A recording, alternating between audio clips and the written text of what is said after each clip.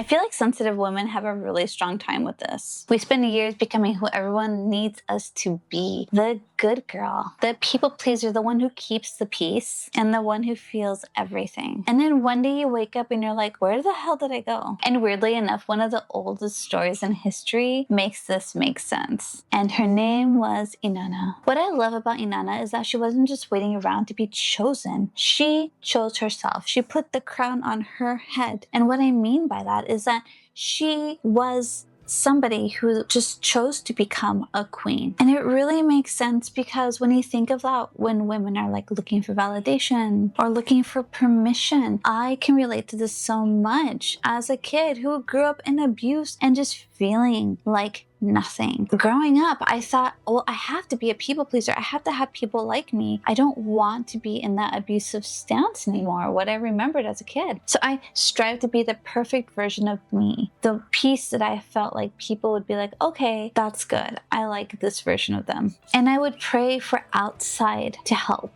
right? I would pray for a prince to come rescue me. I would pray for the right partner in life. And my confidence was nowhere. It was non-existent. And I'm not the only one. Sensitive women do this all the time. So Inanna's most popular mythology, and I keep doing this for Inanna, her mythology is that she chooses, even though she's a queen, and she's got all this amazing goodness, blessings from gods, she chooses to go into the underworld. And as she goes through the underworld, at each gate, she's asked to remove one of her queendoms, her crown, her jewels, her breastplate, her makeup, her robe, her sacred robe, and more importantly, her identity, what she felt like she was. She's like, well, I'm a queen. I got all these things on, bling to perfection. And at each gate, she had to take everything off, until eventually she was naked and just completely herself. And honestly, I feel like life does that to us too. So in my experience, abusive relationships, you may have had this as well. Then there's something like motherhood, where we're asked to do this, give this. I'm doing everything above and beyond. I'm super mom. I could be working and still have to come home and take care of the kids. You know what I mean? Or grief. When somebody really important to us dies, we're asked to just move on as if it didn't happen, as if they're still here. And it is a form of people pleasing. We're just like, okay, I guess I'm stepping back into this role. And it hurts extra because it's like that person who died, the physical death, they're not important enough to keep mentioning. We just want to steamroll past that. Why? Because death makes everyone else uncomfortable. Then there's moving. I moved from America to Japan. I lived there at 17 and up. And, I know what it's like to live in a country that's not your home alone. I didn't have my parents or anything. It was just me and Japan. And I felt so cool, but I also felt so lonely. The losing your identity. We grow up. We go from maiden to mother to crone and all the in-betweens. And for me, part of my identity was the death fairy. I went from, hi boo, it's me, Claudine the death fairy, your medium bestie, to a more grounded version. It's like, this is me. And what?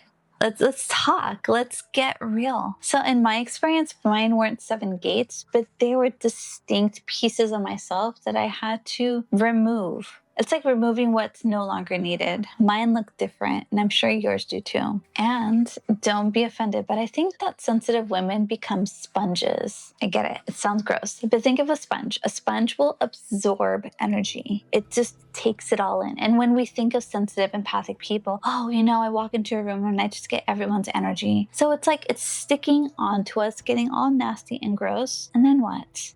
We're just like walking around with all this sponge stuff, keeping everyone else happy. And also, we're scared to walk into places because we're so spongy. We're so magnetic. We're like, oh no, I can't go there. I can go to Walmart or Target. I'm gonna get everyone's energy. And I remember a time when I would read these new age books to learn about how to strengthen your intuition and how to get strengthen your empathy or whatever. And they would always talk about, don't go to Walmart. You're going to get everyone's energy. Or before you leave your house, zip up all your chakras, make sure they're closed. And then when you come back home, you can open them. Can you imagine having to do that every freaking time? Or when I get told so often, you're so weird, you're too much. I get that all the time. Yes, I'm weird. I get it, but I wouldn't want it any other way. So in this sponge feeling, you just absorb so much. And when you absorb all of that energy, you are not going to feel like yourself anymore. and you won't be able to hear your own inner voice because you're so full of everything else. But don't get me wrong, and I say this in every video, your sensitivity is not a weakness, it's a strength. Because you're not a sponge, you're an antenna. And that means rather than soaking up energy, what you're doing is you're tuning into frequencies. You are this little antenna with lots of little antennae. And you're picking up on different frequencies. And so when your antennae, when they pick up on something, do you want to take that in? You have the choice. Yes, I like this. I like this radio station. I like this station. No, I don't like this. I want to change it. It's so easy to be in the car and change radio stations. Can't it be easy to do this for your own energy as well? Discernment. We can choose what we take in. We're not a sponge. We're a little antenna. And guess what? Not everything belongs to you. You can be like, I'm good. And you can even go home at the end of the day and be like, I feel funky. I'm going to let this go. This is definitely not my energy. And simply by intending to release it, bam, you do. And if this feels like where you are right now, I help sensitive women reconnect with their inner voice and trust their intuition again. Because your sensitivity isn't a weakness, it's your strength. Spirit is calling. Will you answer the call? Ding.